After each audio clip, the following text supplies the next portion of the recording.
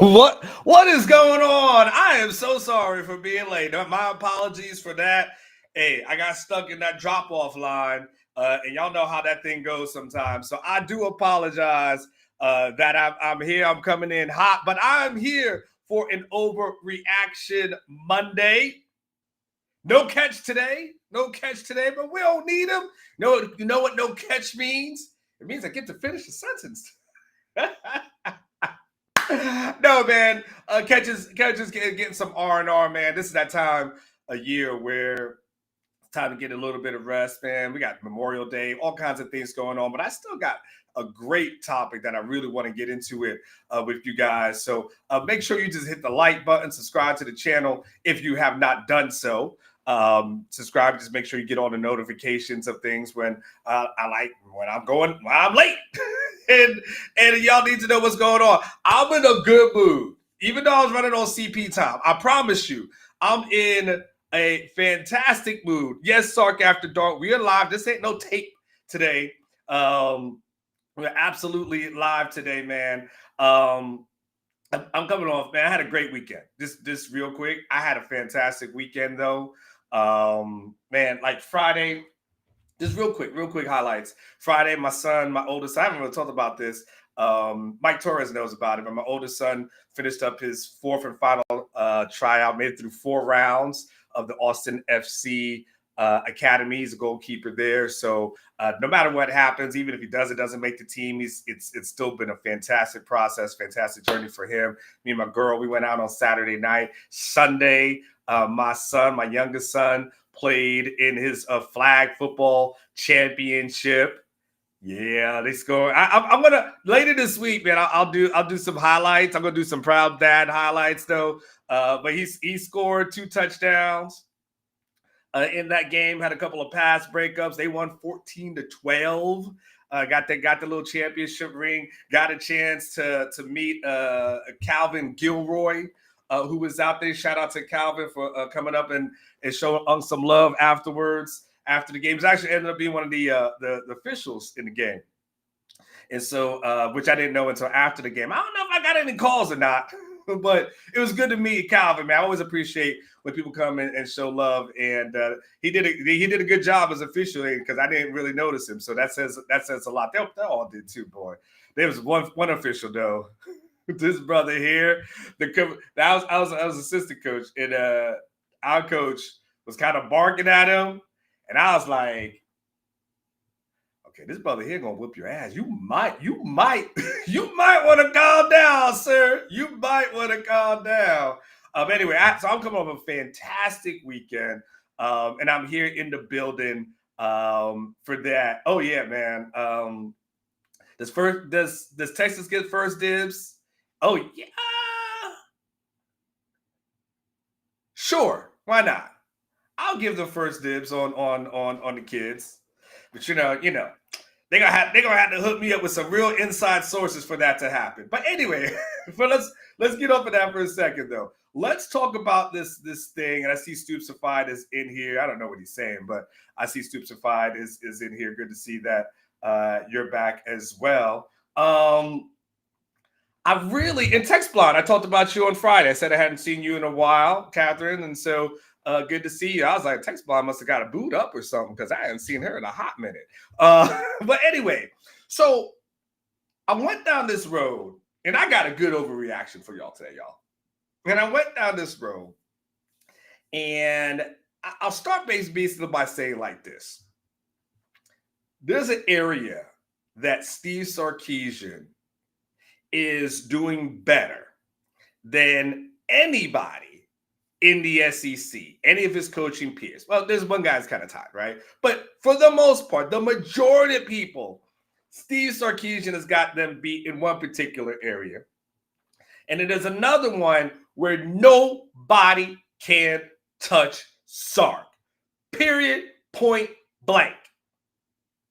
And so these are the areas. Oh, snap. I got some other paperwork over here. And man, that's what happens when you come in hot. Hey, they gotta have like I was like, what they wear underneath? You see sweats. Thank God. I would have been awkward. And I'm really, so what happened for me is I started going down this journey. And it really started for me when we started talking about the Ohio State Texas game being announced this past week. And it was this kind of this announcement. Oh, it's Captain, no boo, just work. And thank you, man. Wait, my man Calvin came in here. Calvin Gilroy, he said, y'all's onward son is the truth. He's got top-notch speed. Always a cool dude and great father. Honored to meet you. Honored to meet you too, Calvin, man. It was real cool to talk to you and chop it up, man. It was really nice to meet you. And I tell you, Calvin, though, that the head official, that brother don't play. I was like, whoo. I was like, dude, that is not the dude to mess with. Let him know. I was like, oh, my coach gonna get his ass whooped. But anyway, it was good. Nice to meet you, Calvin. So when Fox kind of leaked this thing where they announced that Texas and Ohio State would be their Fox game, right? And so there was some speculation at the time, and I think somebody may have said they actually said it was their big noon game, but there was some speculation at the time that someone maybe said like they even like leaked it and said it by accident and then they took it back, something to that effect. So that was just kind of a question of where is this game slot going to be? But it's just simple math, and you don't have to really have any kind of detective moment to understand that if they went ahead and made an announcement about the game, I mean, they're not announcing a 2:30 game. They're really, really, you know what I'm saying? Like that was kind of like their teaser to something. And look, and while they haven't officially made the announcements, we've also been able to see that other times have been announced already, right? And so the one thing, and trust me, I'm going somewhere with all this, so just give me a second, right?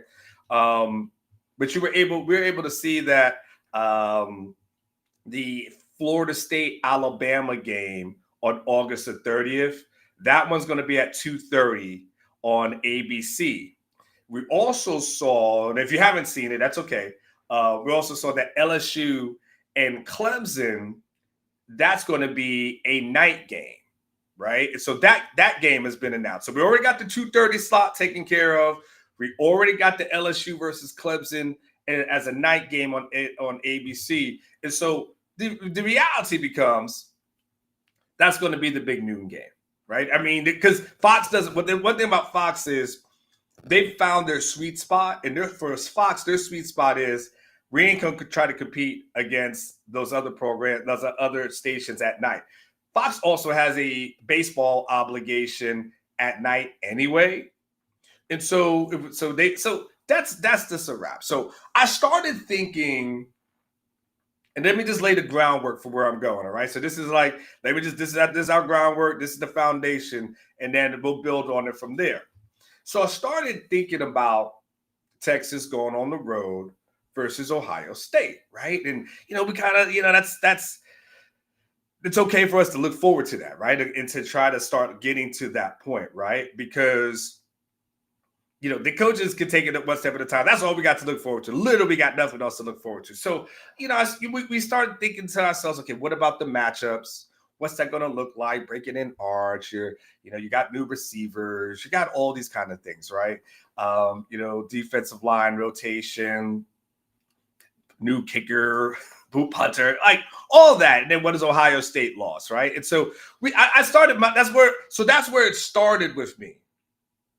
And then it kind of was like this other pivot in my thought process.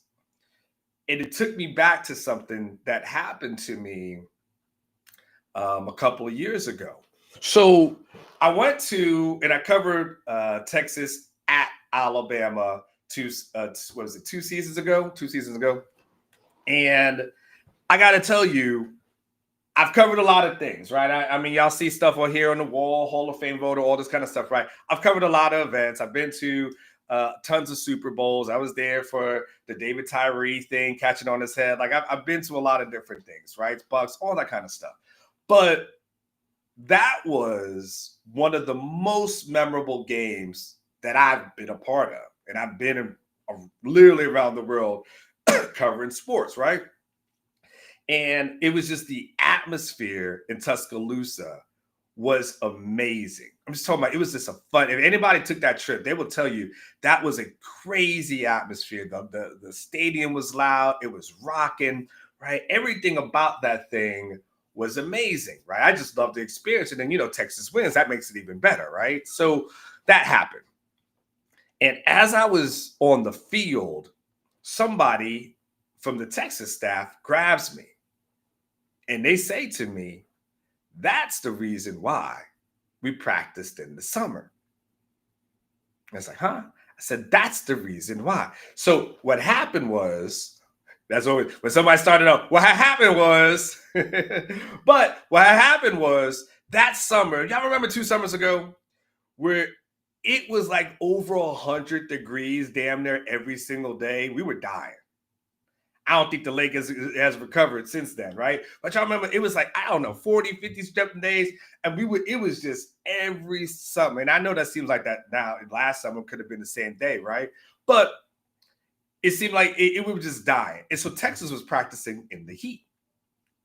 And there was some questions as to, man, are y'all sure y'all need to have these boys out here practicing in the heat? Right? Because they're going to be cooking out here. But it was a part of the Sark plan, part of the Tory Becton plan to make this team into a tougher program, right? And so embracing the heat, embracing the elements, not running away from it, and like it makes sense, right? If you play outdoors and you're in a cold weather place, well, the one thing you want to do is say the cold has to be to our advantage. So I remember when I covered the Lions, they would practice outside. It'd be freezing.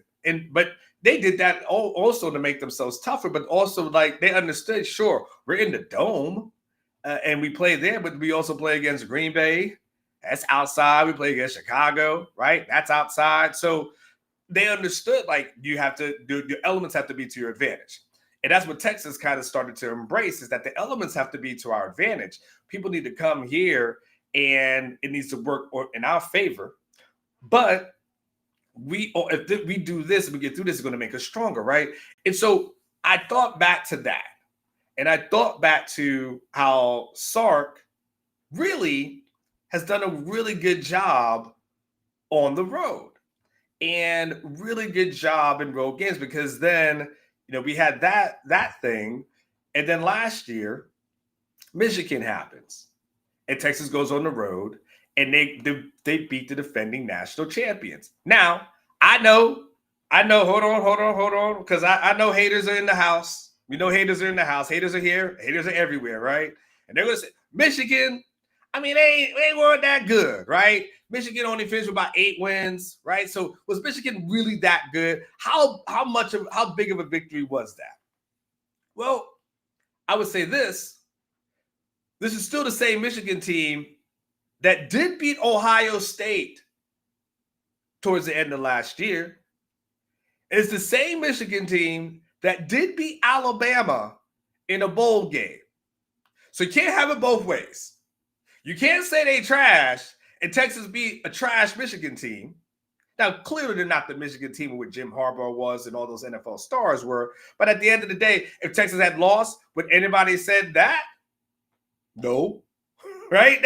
That just wouldn't happen, right? So I look at it and I said, as I started thinking about Ohio State, I'm like, man, Sark has really had some success as relates to going on the road, especially like the past two years. And I'm like, okay, well, in Sark, I trust. I know Sark had the guys ready for Alabama. I know Sark had the guys ready for Michigan. So surely Sark's going to have them ready for Ohio State. It's just kind of what he does. Like he does have a way to get these guys ready for a big game and big games on the road. And that seems to be his forte. And so I thought to myself, on the surface, not bad. Okay. And I only thought about those 2 wins. So then I decided, to really dive a little bit deeper. I decided I was going to go real deep, and I know I do a lot of jokey joke kind of stuff when I do these shows, right?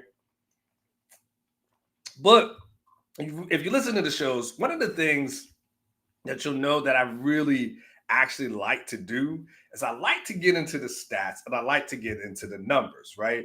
Men lie and women lie, numbers don't, right? And I learned very early in my career, it's really easy to argue with somebody over opinions. And everybody's got an opinion, right? But it's much harder when you actually have the stats to back it up. And so I decided that I was really going to dive into the stats, the numbers of it. And I wanted to see how Sark over the last 2 years compared to the other programs going against ranked teams. I thought that was fair. How did Sark over the last 2 years fare against the ranked teams? Okay, so let me tell you about Sark first, and let me break it down. Where's my papers? Okay, so let me break this down for you. I'm going to talk about Texas just going against ranked teams, and then I did a deeper dive after that, because then I wanted to see, well, how does everybody else in the conference, how have they done against ranked teams? Now, understand this. Here'll be your little asterisk / caveat. Again, I know haters are here. And so I understand that people say, well, 2 years, Texas was in the Big 12 2 years ago. So how are you going to compare that against the SEC, right? The SEC one. And I just feel like this, when we have this conversation, I'm pretty sure we should be past that. I'm pretty sure that Texas has proven that they are SEC ready. And I'm really sure that we can just get past the, well, it was the Big 12. And because we all got past is Texas ready for the Big 12? I mean, for the SEC. I think we showed that. I think, y'all saw me when I was on Feinbaum last year. That's when I got a chance to meet Catherine Texblom when I was actually getting ready to go to do the show. I believe it was that Friday or Saturday. I forget what day. I think I was going to do the show. No, yeah, because I did it hours beforehand. Anyway, I said the question used to be, is Texas ready for the SEC? I said I feel like the better question is the SEC ready for Texas?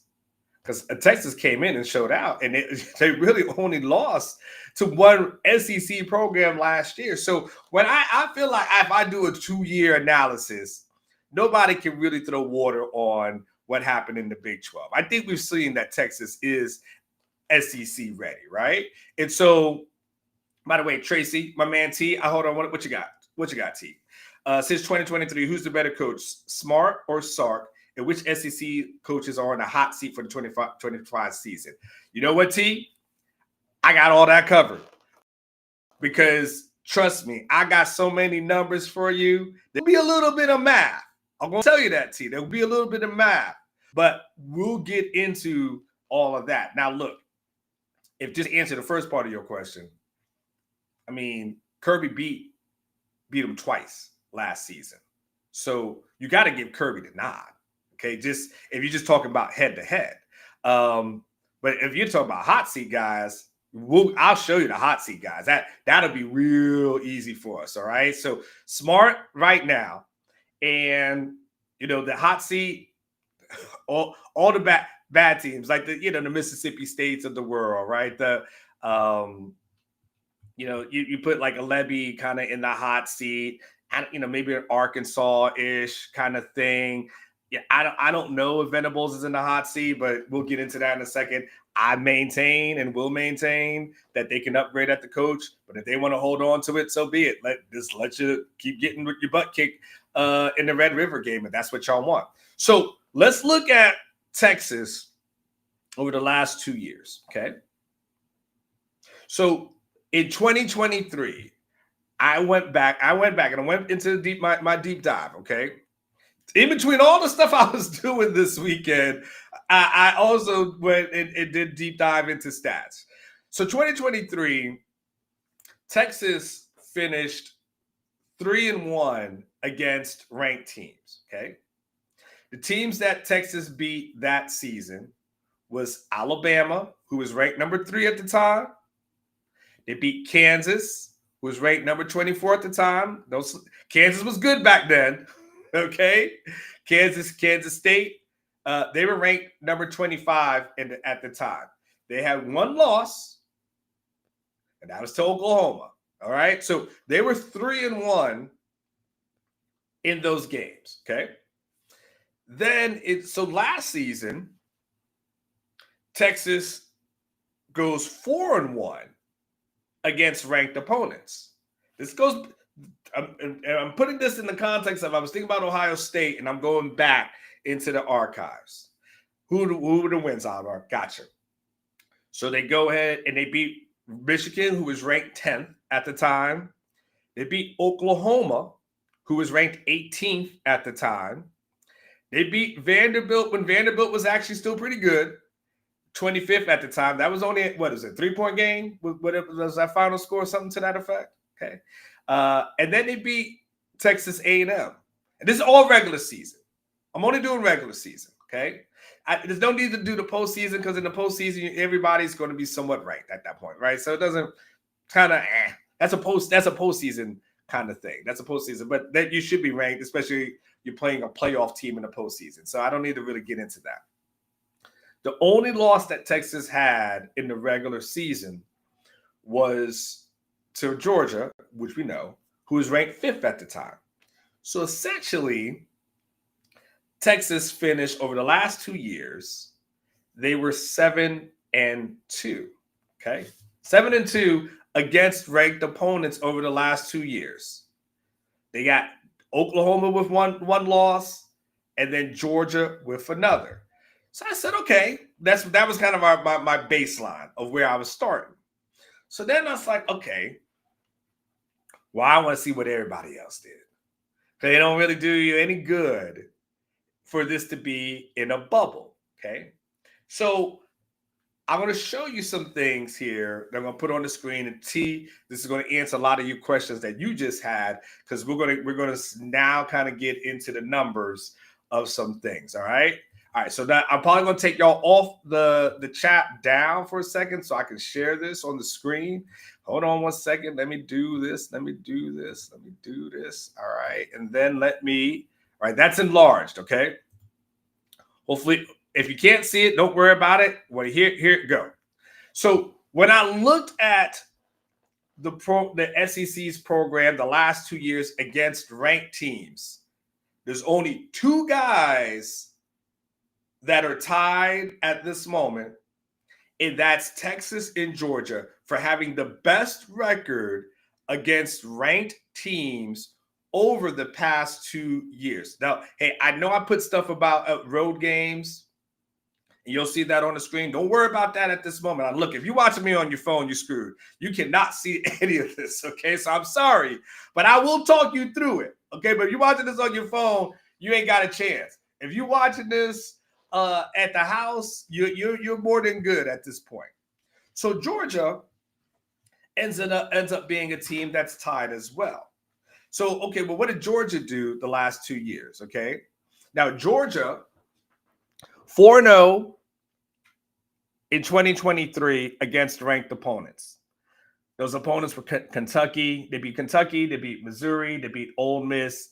And, of course, they beat Texas in 2023. Texas was my handwriting is pretty bad, so I can't tell where I put them, where Texas was ranked. I don't know if that was 11th or 21st or something like that. I can't tell with my handwriting. Can't be 21st. Anyway, that's where Texas was at the time. My handwriting is horrible on that one. So, and then last season, it's interesting that they end up being 3-2 against ranked opponents last season. They beat Clemson, as y'all remember, in the season opener. But they did lose at Alabama. They did beat Texas. They did lose against Ole Miss 28-10, and they beat Tennessee. So they ended up beating Clemson, Texas, Tennessee, but losses to Alabama and kind of a butt whipping by Ole Miss. And so that ends up being that. And so, and don't worry about the road thing at this moment, the road games, because I also kind of went into a summation of that. And so you don't worry about that, but you can see that there. So you got Texas and Kirby and Sark basically tied for the same record against ranked teams. Okay. Then we start going down the list a little bit. You see Alabama is third, but you kind of have to split that one up, obviously, between Nick Saban and the current coach. Auburn, ironically, Auburn ended up being 5-2, which was a little bit, actually. Hold on, that is not right. Somebody did something wrong. Auburn actually, I think I got to go back on that one. Actually, Auburn is, you know what? Auburn and Alabama, I got to switch that one. Auburn actually is 1, 2, 3. Auburn didn't have a win, and so that Auburn one is wrong. Ignore that. Auburn's horrible. So I got to check that. Auburn was 0-4 in 2023, and Auburn was 1-5 in 2024. So that becomes so Auburn was horrible. Ole Miss, you can see that one's more accurate. Missouri, there's probably a ton of comments. People like, what the hell happened to y'all? Man, I was busy. Missouri, as you can see, and Missouri's kind of one of those fool's gold to me, and they always have been kind of fool's gold to me, because Missouri in 2023 they finished 11-2, and they're the teams that they beat were K-State, they beat Tennessee, they beat Kentucky, but they lost against LSU and they lost against Georgia. And last year, I mean, that's more Missouri to me. They were 1-3. Which, they beat Boston College. I remember, I believe that was the season opener. They lost to Texas A&M. They lost to Alabama. They lost to South Carolina, right? So there's that. You got Tennessee, you got Kentucky, you got Florida, and they got Oklahoma, which the only ranked team that Oklahoma beat in 2023 was actually Texas, which is fine. And then last season, they were 1-3. Against ranked teams. They lost against Tennessee. They lost against Texas. They lost against Ole Miss. And somehow they beat Alabama. Alabama's such an inconsistent team, though. But somehow they beat Alabama.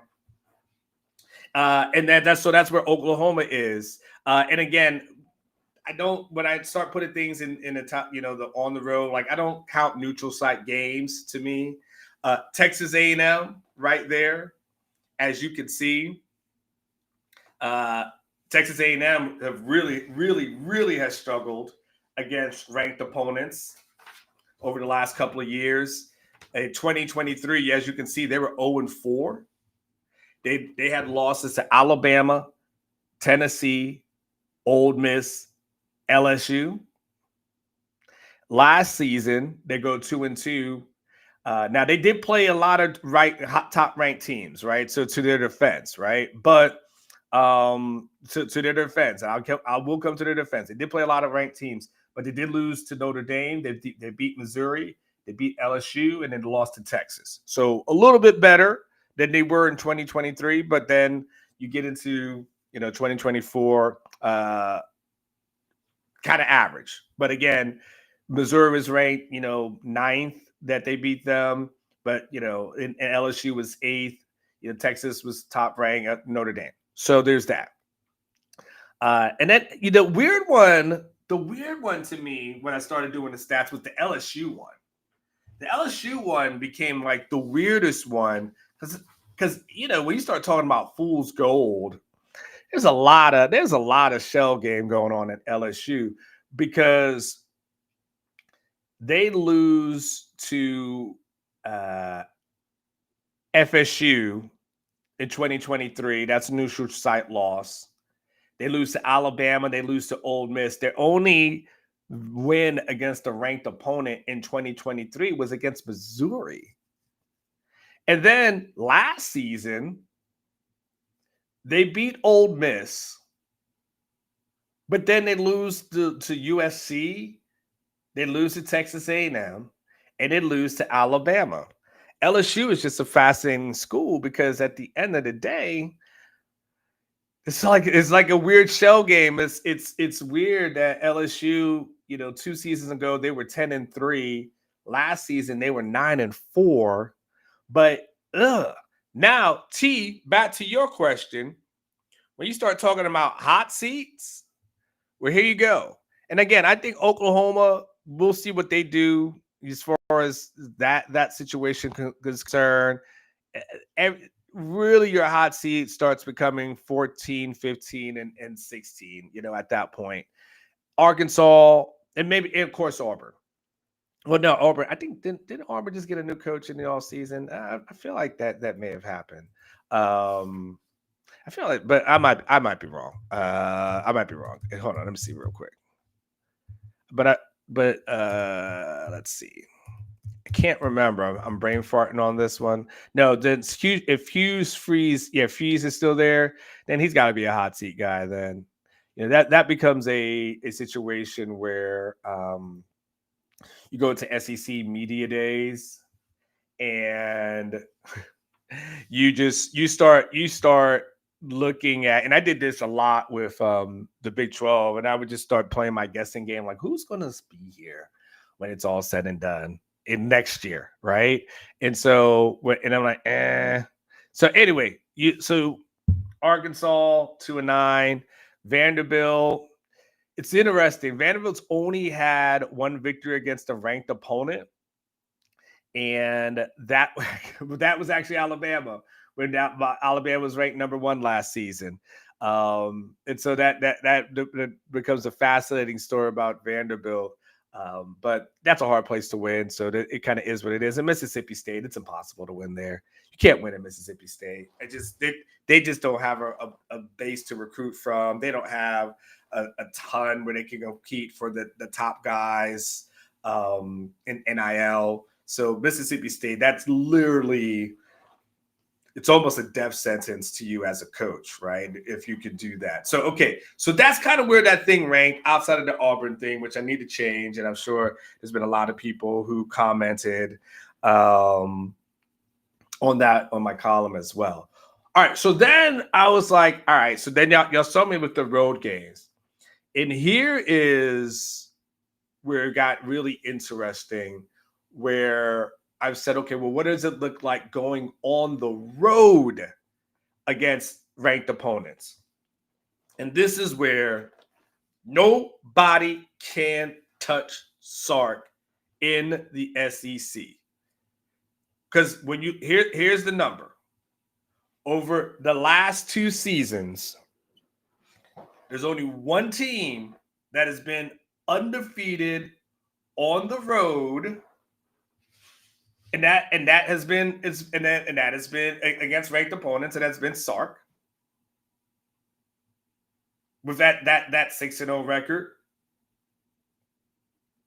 And then that's followed by Georgia, followed by South Carolina, followed by Alabama, obviously, and then you go down the list. And I feel like Alabama and Auburn actually end up being a little bit of a duplicate there. Something must have happened. I was writing at 5:00 in the morning, so that has to be that's my issues. I apologize for that, but I will definitely clean that one up. You can see where Oklahoma is on that list. Let's see who else is there. You can see Tennessee is on that list as well. Hold on one second. Hold on. I want to do something. Hold on. Y'all look. Hold on one second. I got it. Because it's something specific I want to say, but I just want to make sure I've got this here. Okay. So there was three here, and then all right. Don't worry, stay with me. Stay with me.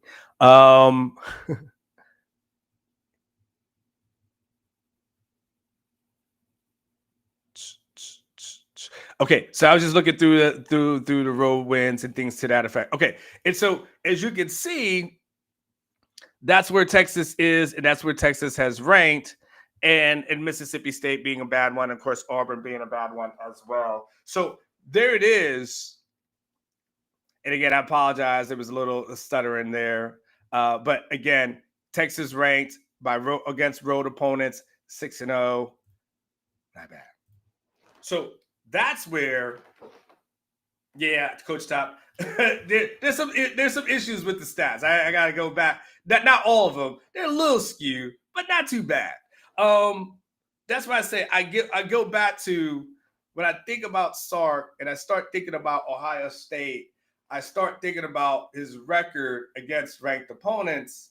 I start thinking about his record against ranked opponents on the road, and I start saying to myself, as much as I want to be worried about it, I have to give him the benefit of the doubt because history shows when Sark goes on the road, he's usually better and wins more than just about anybody else. By the way, our show to you is brought to you by the Rogue Shop, the people over at the Rogue.